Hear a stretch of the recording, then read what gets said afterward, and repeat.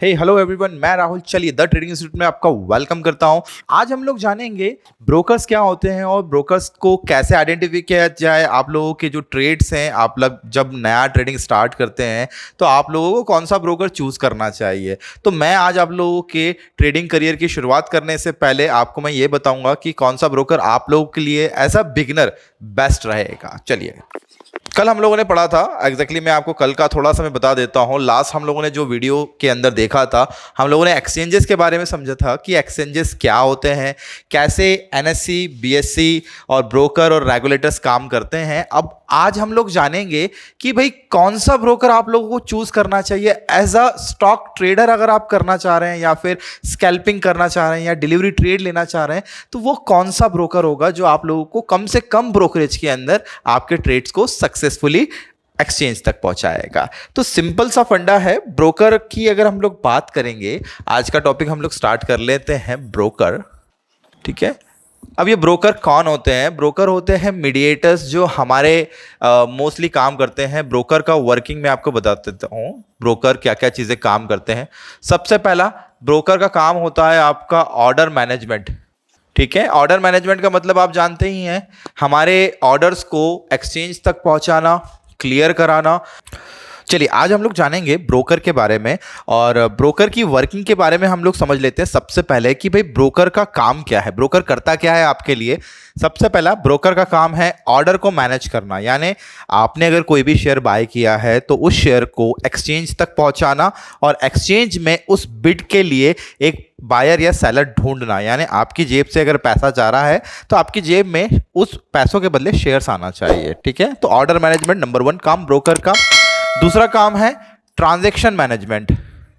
Transaction आप समझते हैं, ट्रांजैक्शन मैनेजमेंट यानी जितने भी ट्रांजैक्शंस हो रहे हैं, पैसों का लेन देन, उन सभी चीज़ों का एक मेंटेनेंस, एक बुक रिकॉर्ड जो है वो देखना, ये सारी चीज़ों का मेंटेनेंस करना, दैट मीन्स ट्रांजैक्शन मैनेज करना। उसके बाद में मार्केट के प्राइजेस को रिफ्लेक्ट करना, मार्केट के लाइव प्राइस को रिफ्लेक्ट करना। ठीक है, यानी हम अगर किसी चीज़ को खरीद रहे हैं तो एक्सचेंज से रियल टाइम के रेट्स को फैच किया जाता है और वही फैच किए हुए रेट आप लोगों को आपके सॉफ्टवेयर के अंदर दिखा दिए जाते हैं, जो कि मार्केट के रियल टाइम रेट्स को फैच करता है। ठीक है, और साथ में आपके ऑर्डर्स का क्लियरिंग और सेटलमेंट, ऑर्डर का क्लियरिंग एंड सेटलमेंट कराना। ठीक है, सेटलमेंट आप समझते हैं, यानी आपको ऑर्डर्स के बदले शेयर्स मिले कि नहीं मिले, आपके शेयर्स बिके कि नहीं बिके। अगर नहीं बिके हैं तो आपका सारा सेटलमेंट और क्लियरिंग का जो जिम्मेदारी होती है वो आपके पूरे ब्रोकर्स की होती है। ठीक है, सो मोस्टली ये ब्रोकर का सिंपल सा वर्किंग रहा, जहां पर ब्रोकर हमारे लिए हेल्प करता है। और इसके अगेंस्ट हमसे क्या चार्ज करता है? इसके अगेंस्ट हमसे चार्ज करता है वो ब्रोकरेज। ठीक है, आप लोग ब्रोकरेज समझते ही हैं भाई, दलाली बोलते हैं हिंदी के अंदर। ब्रोकरेज का मतलब होता है कि हमारे ऑर्डर्स को वहाँ से पहुँचाने तक और वहाँ से वापस हमारे डीमैट अकाउंट तक लाने तक वो हमसे ब्रोकरेज लेता है। और इंडिया के अंदर मोस्ट ऑफ द ब्रोकर लेते हैं 40 रुपये।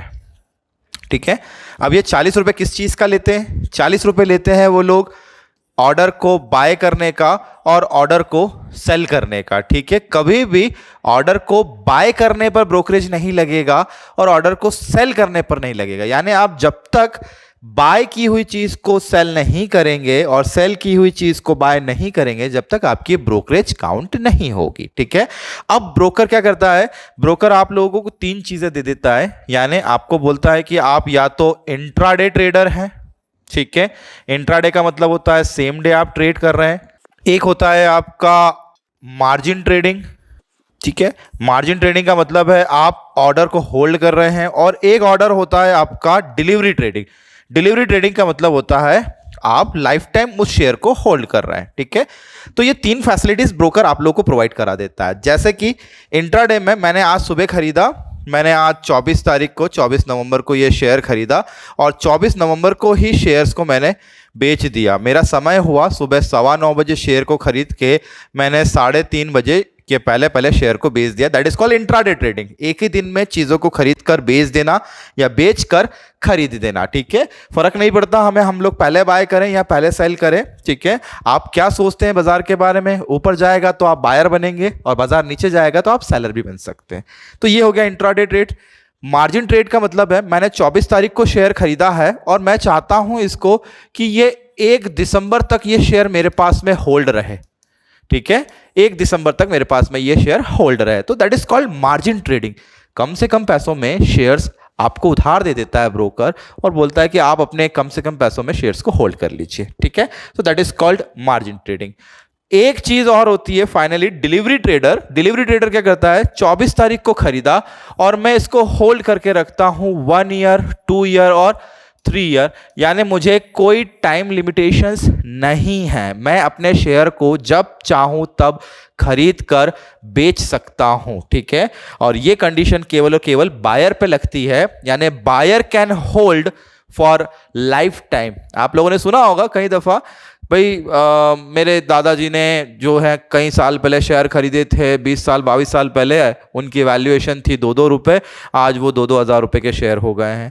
तो ऐसे कई कई वाक्य सुनने को मिलते हैं। तो वो लोग डिलीवरी ट्रेडर होते हैं जो लंबे समय तक शेयर्स को होल्ड करते हैं। और आप भी जानते हैं अगर बाजार बढ़ रहा है, हमारी इकोनॉमी बढ़ रही है, हमारी जीडीपी बढ़ रही है, हमारी गवर्नमेंट स्टेबल है, पॉलिटिकल और जियोग्राफिकल टेंशन्स नहीं है, तो पूरा मार्केट भी बढ़ना चालू हो जाता है।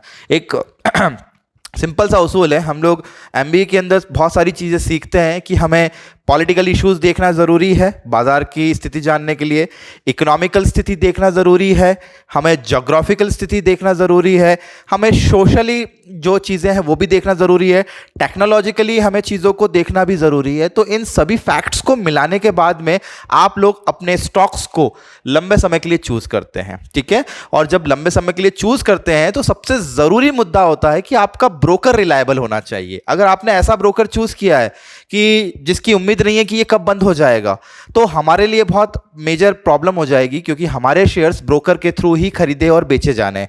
तो सबसे मेन मुद्दा होता है, आप जब ट्रेडिंग का करियर स्टार्ट करते हैं तो आप लोगों के लिए ब्रोकर सबसे प्रायोरिटी होना चाहिए।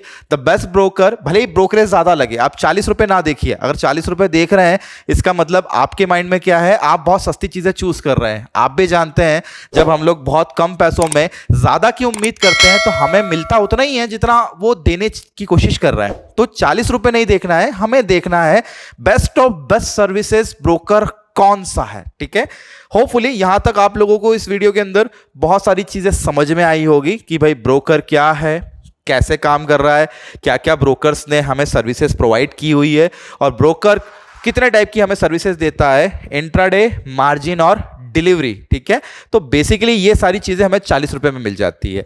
अब बात करते हैं हम लोग कौन सा ब्रोकर हमारे लिए बेस्ट है और ब्रोकर के टाइप कितने हैं। चलिए हम लोग ब्रोकर के टाइप देख लेते हैं। अगर इंडिया की बात करेंगे तो इंडिया के अंदर ब्रोकर जो होते हैं वो 2 टाइप के होते हैं। एक तो होता है आपका ट्रेडिशनल ब्रोकर। ठीक है, ट्रेडिशनल ब्रोकर का मतलब है ये पुराना ब्रोकर जो चले आ रहे हैं आज तक, और एक होता है हमारा डिस्काउंटेड ब्रोकर। डिस्काउंटेड ब्रोकर आप लोग समझ रहे होंगे नाम से कि भाई डिस्काउंटेड ब्रोकर है ये। ठीक है, ट्रेडिशनल ब्रोकर को ही हम लोग फुल फीचर्ड ब्रोकर बोलते हैं। ये हो गया फुल फीचर्ड ब्रोकर। ठीक है, फुल फीचर्ड मतलब बहुत सारी सर्विसेज दे रहा है और ये लेस फीचर्ड है। ठीक है, लेस फीचर्ड यानी ये कुछ सर्विसेज हमें कम देता है। तो बाजार के अंदर कौन सा फुल फीचर्ड है, कौन सा लेस फीचर्ड है, चलिए आइए हम लोग देखते हैं। फुल फीचर्ड के अंदर अगर मैं नाम लूं तो जितने भी बैंक हो गए, ठीक है, जितने भी बैंक्स आप लोगों को डीमैट फैसिलिटी प्रोवाइड कराते हैं, all are full featured brokers. ठीक है, और यहां पर डेडिकेटेडली आपको रिसर्च जो होता है, एक रिलेशनशिप मैनेजर, वो असाइन हो जाता है। ट्रेडिशनल ब्रोकर आप लोगों को रिसर्च भी देता है, आप लोगों को टिप्स रिकमेंडेशंस भी देता है, कोई बुरी बात नहीं है। आप वहां से लेकर अपने खुद की रिसर्च कर सकते हैं उनके ऊपर, स्टॉक्स के ऊपर। आपको बहुत बढ़िया फैसिलिटी देता है, रिलायबल का रिलायबल होता है, और जहां बैंक का नाम आता है वहां पर किसी को कोई दिक्कत नहीं होती है। आईसीआईसीआई बैंक ले लीजिए, स्टेट बैंक ऑफ इंडिया ले लीजिए, एचडीएफसी, कोटक हो गया, और जितनी भी बैंक्स हैं वो सारी फुल फीचर्ड के नाम पर ब्रोकरशिप लेती है। कहाँ से? अब ब्रोकर है तो भाई इन्होंने फुल फीचर्ड कहाँ से लाइसेंस लिया होगा? As you know that SEBI, security exchange board of India. और वैसे ही डिस्काउंटेड ब्रोकर भी कहाँ से फैसिलिटी लेता है या लाइसेंस लेता है? Security exchange board of India. अब फुल फीचर्ड के अंदर एक क्लॉज आ जाता है कि यहां पर सारी बैंक आ तो गई, लेकिन ये थोड़ा सा कॉस्टली है। समझते हैं आप लोग कॉस्टली क्यों होगा? क्योंकि जब बहुत सारी सर्विसेज मिलेगी, सर्विसेज के नाम पर आपको रिसर्च एक मिल जाएगी, आप लोगों को आपको रिलेशनशिप मैनेजर मिल जाएगा, आपको ऑनलाइन ऑफलाइन फैसिलिटी मिल जाएगी। ठीक है, सबसे मेन मुद्दा हो जाता है ऑनलाइन और ऑफलाइन फैसिलिटी। यानी आप अपने ट्रेड को फोन लगाकर कैंसल आउट कर सकते हैं या अपने ट्रेड को फोन लगाकर आप एग्जीक्यूट कर सकते हैं। ठीक है, सबसे मेन चीज होती है ऑनलाइन और ऑफलाइन फैसिलिटी, और वही चीज आप लोगों को डिस्काउंटेड के अंदर नहीं मिलती है। डिस्काउंटेड के अंदर आपको केवल मिलेगी ऑनलाइन फैसिलिटी। ठीक है, यहां पर ऑनलाइन फैसिलिटी ही मिलेगी। अब ये ऑनलाइन फैसिलिटी की बात करेंगे तो ऑनलाइन के अंदर मात्र आप केवल अपने मोबाइल के थ्रू टिकट रेज कर सकते हैं। कुछ भी प्रॉब्लम आया तो आपको मेल करना पड़ेगा, आप फोन लगाकर अपने ऑर्डर्स को कैंसिल आउट नहीं कर सकते हैं। ठीक है, और यहां पर आप लोगों को डेडिकेटेडली आरएम नहीं मिलेगा, रिलेशनशिप मैनेजर नहीं मिलेगा। सबसे मेन बुरी बात, अगर कुछ भी प्रॉब्लम आती है तो there is no facility provided by discounted broker because less featured है। नाम से समझ में आ रहा है सर्विसेज कम दे रहा है हमें, और जो सर्विसेज कम दे रहा है वो हमसे सस्ती चीजें चार्ज कर रहा है, ब्रोकरेज कम होगी। तो इसका मतलब ये है कि जो डिस्काउंटेड ब्रोकर्स है उसमें ब्रोकरेज कम लगती है, इसलिए वो लोगों को अट्रैक्ट करते हैं। और ब्रोकरेज का मतलब ये नहीं है कि आप 1 लाख का ट्रेड करेंगे तो 1 लाख पे आपकी बहुत ज्यादा ब्रोकरेज बन जाएगी। अरे डिस्काउंटेड ब्रोकर और ट्रेडिशनल ब्रोकर की ब्रोकरेज में अंतर ज्यादा नहीं है, बट आप उनके फीचर्स के अंतर जानिए। डिस्काउंटेड वाला फीचर्स कम दे रहा है, आप लोगों को म्यूचुअल फंड की फैसिलिटी नहीं मिलेगी, पोर्टफोलियो मैनेजमेंट की सर्विसेज नहीं मिलेगी, तो ये सारी चीजें यहां पर, जैसे पीएमएस नहीं मिलेगा। ठीक है, यहां पर आप लोगों को टिप्स वगैरह नहीं मिलेगी, यहाँ पर आप लोगों को रियलिस्टिक प्लेटफॉर्म नहीं मिलेगा। ठीक है, यहाँ पे मल्टी एक्सचेंज नहीं होगा जैसे MCX और NCDEX। ठीक है, या फिर आप MCX SX टाइप के जो प्लेटफॉर्म्स है वो नहीं मिलेंगे आप लोगों को। बहुत सारी चीज़ें नहीं मिलती है यहाँ पर, और हम लोग बस फंस जाते हैं 40 रुपये के चक्कर में कि बॉस 40 रुपये का ब्रोकरेज है, बहुत सस्ता है। लेकिन वहीं इसी जगह अगर कोई बैंक चार्ज करेगी आपसे एक ट्रेड का 80 रुपये, तो आप क्या बोलोगे, और ये तो ब्रोकरेज डबल है उससे।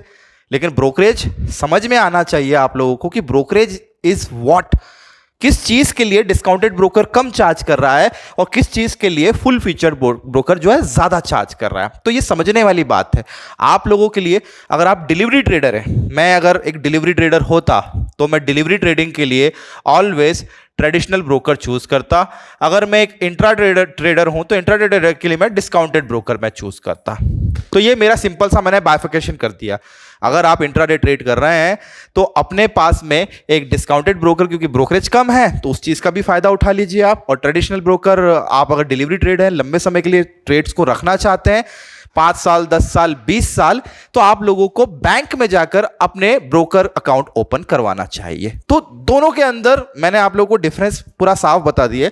अब कौन कौन से ब्रोकर्स हैं डिस्काउंटेड वाले जो आप लोगों को देखना चाहिए प्रायोरिटी बेसिस पर, कौन कौन से बैंक वाले हैं ट्रेडिशनल, वो मैं आपको बाइफरकेट कर देता हूं यहां पर।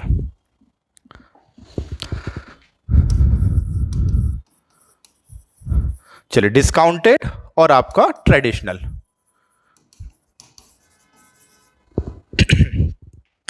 डिस्काउंटेड के अंदर अगर मैं बात करूंगा तो ग्रो, डिस्काउंटेड के अंदर बात करूंगा तो 5 पैसा, डिस्काउंटेड के अंदर बात करूंगा मैं तो जीरो था, जो बहुत सारे लोगों की पसंद है। All are discounted, they are not providing PMS services, portfolio management services नहीं देते, रिलेशनशिप मैनेजर नहीं देते। ठीक है, और आप लोगों को ऑफलाइन सर्विसेज नहीं देते, और एक टर्मिनल नहीं देते। टर्मिनल का मतलब है आप लोगों को एक सॉफ्टवेयर नहीं देते जिसके थ्रू डायरेक्टली आप अपने ऑर्डर को एक्सचेंज तक पहुंचा सकते हो। दैट मीन्स हर एक बड़ा ट्रेडर आप लोगों को मोबाइल से ट्रेड करता हुआ नहीं दिखेगा। आजकल हम लोग देखते हैं कि इंस्टाग्राम और यूट्यूब पे सभी अपने पोस्टों को डालते हैं और मोबाइल पर ट्रेड लेते हैं। दैट मीन्स आप ये सोचिए कि वो सारे छोटे ट्रेडर हैं। भाई, हमेशा एक अच्छा ट्रेडर और एक प्रोफेशनल ट्रेडर कभी भी अपने प्रॉफिट और लॉस को शेयर नहीं करता है। सिंपल सी बात है। कभी राकेश झुनझुनवाला ने आपको ये बताया कि मैंने आज इतना कमाया, आज इतना कमाया? नहीं ना। तो that is like basis on the discounted broker. तो डिस्काउंटेड ब्रोकर रिटेलर्स के लिए भाई सिंपल सी अगर हम लोग बात करेंगे, this is only for retailers जिनके ट्रेड्स कम होते हैं भाई, 1 लाख 2 लाख 10 लाख या अगर 1 करोड़ तक की भी बात करेंगे तो वो एक रिटेलर की कैटेगरी में आ जाता है। बट हम जहां पर उसके ऊपर बात करते हैं तो वो डिस्काउंटेड ब्रोकर या ट्रेडिशनल ब्रोकर बहुत सारी सर्विसेज देता है, जैसे कि आईसीआईसीआई बैंक हो गया, कोटक सिक्योरिटी हो गया, एचडीएफसी हो गया, ठीक है। एंजल की बात करेंगे तो angel broking is also part of traditional broker. Motilal Oswal, बहुत अच्छे अच्छे नाम है ये, मोतीलाल ओसवाल हो गया, अरिहंत हो गया, अरिहंत ब्रोकिंग हो गया। तो ये कुछ बैंक भी हैं और साथ में इंडिविजुअल ब्रोकर्स भी हैं। So they all are traditional broker जिनका काम है पीएमएस सर्विसेज देना, जिनका काम है ऑनलाइन ऑफलाइन सर्विसेज देना, जिनका काम है टर्मिनल प्रोवाइड कराना और साथ में रियल टाइम के स्टॉक्स प्रोवाइड कराना। So these are difference between traditional and आपका डिस्काउंटेड ब्रोकर्स। आई होप आप लोगों को इन ट्रेडिशनल और डिस्काउंटेड ब्रोकर के बीच में अंतर समझ में आया होगा। अब हम लोग एक इनके बीच का थोड़ा सा ये अंतर जान लेते हैं, जहां पर इनकी ब्रोकरेज या टैक्सेस कितने लगते हैं वो भी मैं आप लोगों को क्लियर कर देता हूं इसी वीडियो के अंदर।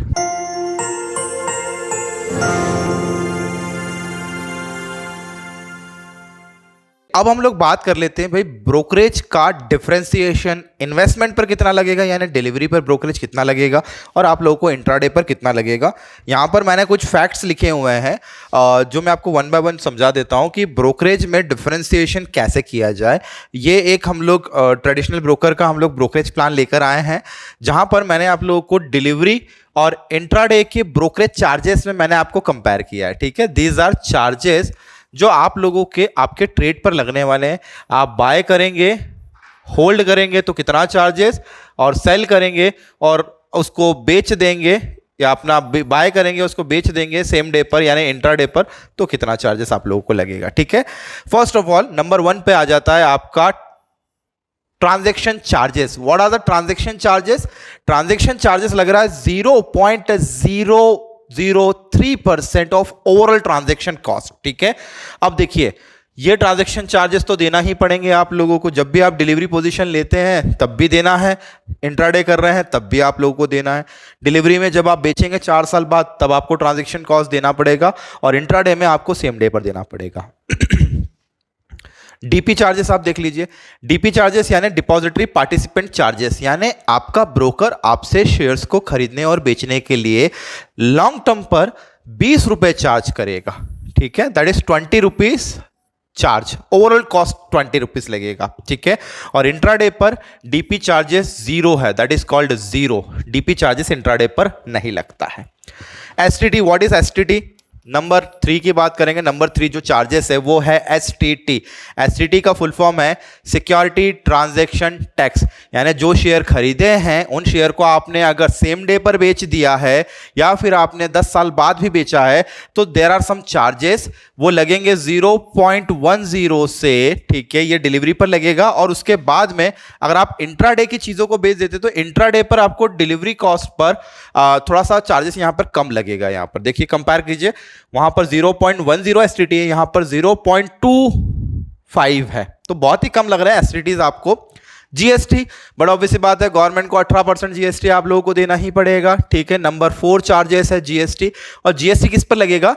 जितने भी ये ट्रांजैक्शंस हो रहे हैं उन पर आप लोगों को 18% का जीएसटी देना है, यानी बहुत ही माइन्यूट सा हो जाता है। नंबर 5 जो चार्जेस आप लोगों का ब्रोकर काटता है, ठीक है, that is called stamp duty. Stamp duty की अगर मैं बात करूंगा तो ये गवर्नमेंट ड्यूटीज है जो आपको सरकार को देना ही है। भाई ब्रोकर आप लोगों से बहुत कम पैसा कमाता है लेकिन गवर्नमेंट आप लोगों से बहुत ज्यादा पैसा चार्ज करती है क्योंकि टैक्सेस बहुत सारे हैं। भाई मार्केट पूरा लीगल चल रहा है, आपकी जो भी इनकम हो रही है वो टैक्सेबल इनकम है, यानी यहाँ से जो कमाएंगे उसके ऊपर आपको टैक्स देना पड़ेगा। So that's why stamp duty goes to government. और स्टाम्प ड्यूटी भी आप देखिए, स्टाम्प ड्यूटी भी ऑलमोस्ट 0.01% लगती है ओवरऑल ट्रांजेक्शन जितना भी कर रहे हैं उसका। फिर फाइनली 6 नंबर पर जो ब्रोकरेज आ जाती है that is called SEBI. SEBI भी आप लोगों से चार्जेस वसूलता है और सेबी के चार्जेस है 1 करोड़ का ट्रांजैक्शन हो गया तो आप लोगों से 10 रुपए सेबी एक्स्ट्रा चार्ज करेगा। तो सेबी भी यहां पर छोटी मोटी इनकम कर लेता है। और आखिरी में आता है आपका 7वें नंबर का जो प्लान है दैट इज क्लियरिंग हाउसेज जो होते हैं, जैसे हम लोगों ने कल बात करी थी नेशनल क्लियरिंग कॉर्पोरेशंस, तो वो भी कई बार चार्जेस ले लेते हैं, बट यहाँ पर अभी 0 है चार्जेस पूरी तरीके से। क्यों?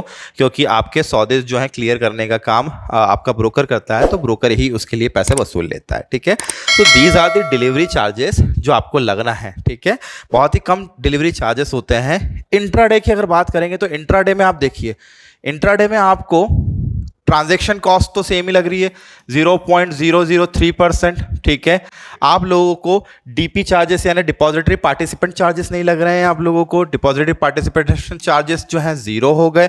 आपको एसटीटी जो बहुत कम लग रहा है, ठीक है, इंट्राडे पर ट्रेड करने पर आपको जीएसटी वहां पर भी 18% देना है इंट्राडे पर। आप लोगों को स्टाम्प ड्यूटी भी आपको कम करना है, कम देना है आप लोगों को इंट्राडे पर। सेबी चार्जेस सेम है 10 रुपये पर 1 CR और क्लियरिंग चार्जेस जो हैं वो भी 0 हैं।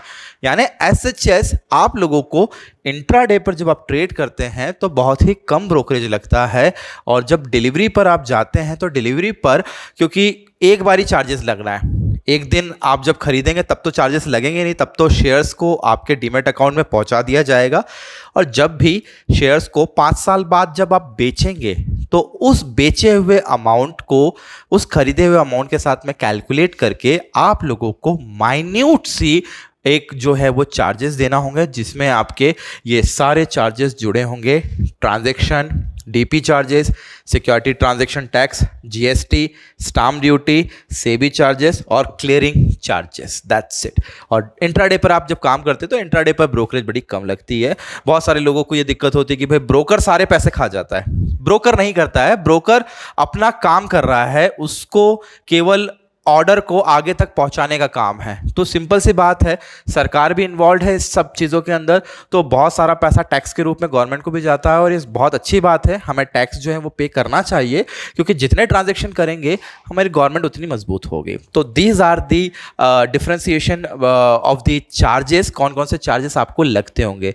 और जब भी आप लोग ट्रेड करें तो आपके मेल पर एक कॉन्ट्रैक्ट नोट आता है जिसके अंदर इन सारे चार्जेस की डिटेल्ड होगी। तो मस्ट जब भी ट्रेड ले तो शाम को अपने मेल को चेक करें और वहां पर अपने ट्रेड किए हुए ट्रांजैक्शन की डिटेल्स को फाइंड आउट करें, तो आप लोगों को ये सारे चार्जेस के बारे में पता लग जाएगा। इतना ही। नेक्स्ट वीडियो के अंदर हम लोग जानेंगे मार्जिन्स क्या होता है और मार्जिन्स को कैसे यूटिलाइज किया जाता है। तो आप मेरे वीडियोस को लाइक, शेयर और कमेंट करना बिल्कुल भी ना भूलिए, और मुझे बताइए कमेंट बॉक्स के अंदर ये वीडियो सीरीज आप लोगों को कैसी लग रही है, और इस वीडियो सीरीज को जितना से जितना आप लोग शेयर कर सकते हैं उतना से उतना शेयर कीजिए। Till then, bye bye.